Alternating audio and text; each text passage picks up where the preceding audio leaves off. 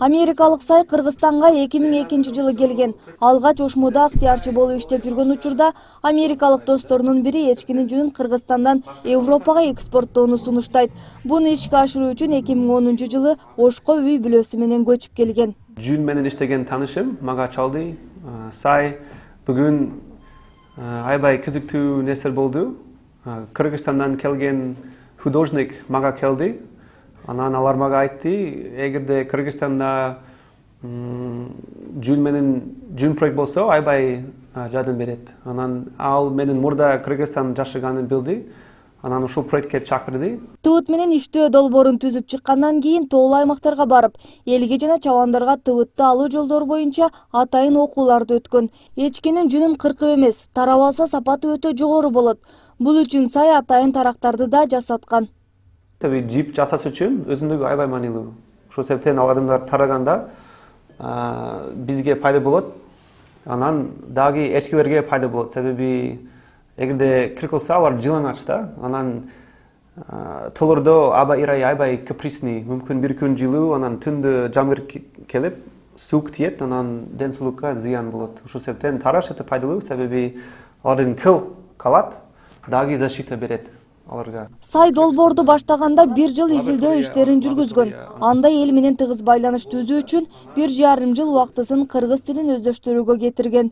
Тыбытты экспорттоодо көптөгөн документтер талап кылынат. Ветеринардык, фитосанитардык кароодон, лабораториядан жана башка бир топ текшерүүлөрдөн өтүүсү керек. Карманыбыз ишти баштоо оңойго турбаганын айтат. Чоң Алайдан Америкага экспорттолуп жаткан жүндөн учурда калың кийимдер, байпактар жана пальтолор өндүрүлүүдө. Ар бир пальто 2000 акш долларынан сатылат. Биринчи тыбыт тазалат, анан ушундай форма болуп кетет да. Таптаза чындап тыбыт болот. Анан ушул тыбыт биринчи жип жасаса болот. Дагы кездеме жасайбыз палто үчүн. Анан кишинин палто жасаш үчүн. Анан биз 2013 сатып алган тыбыт менен кездеме жасадык. Бул Кыргызстандан, бул Чоң Алайдыки. Сайдын 2 уул 2 кызы бар. Аларда учурда Кыргызстанда жашап, эң чоң уулу 1-класста окуп жатат. Кыргызстандын өзгөчөлүктөрү көп экенин айткан Сай кыргыз элинин мейман достугун баалап, тоолорду жакшы көрөт. Ошондой эле тамак аштар, мөмө жемиштер өтө даамдуу дейт. Огайо деген штаттан мен. Ошол жерде бизде тоолор жок. Мен чындап Кыргызстанга келгенге чейин чындап тоо көрө элекмин. Анан биринчи аэропорт көнгөндөн бери тоолор аябай чоң көрүнөт. Анан күн сайын мен эртең менен жумушка барганда тоолор көрүнсө, анан менин жүрөгүм шыктандырылат. Сайдын жамаатында кыргыз, орус жана өзбек улутундагылар бар. Алар бири-биринин маданиятын жана тилин үйрөнүп, ынтымакта иш алып барышат. Бизде тез-тез учурашып, офисте сүйлөшүп турабыз. Семейный сөздөр болсо, семейный сөздөрдү айтып, бири-бирибизге жакшы сөздөр сүйлөйбүз. Бар жок келишим менен болот.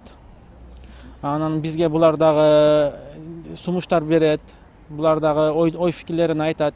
Айткандай, ошет ылы боюнча аралашар да. Анан мага кызыктуу. Ар бир культура өйрөнүш үчүн, анан албетте мен Алайга Чоң Алайга барганда кыргыздар досторум көп. Шаарда кыргыз дагы бар, өзбек дагы бар. Мейманчылык көп көрсөтөт мага. Үй бүлөм чакырат. Менин балдарым, алардын балдары менен ойношот.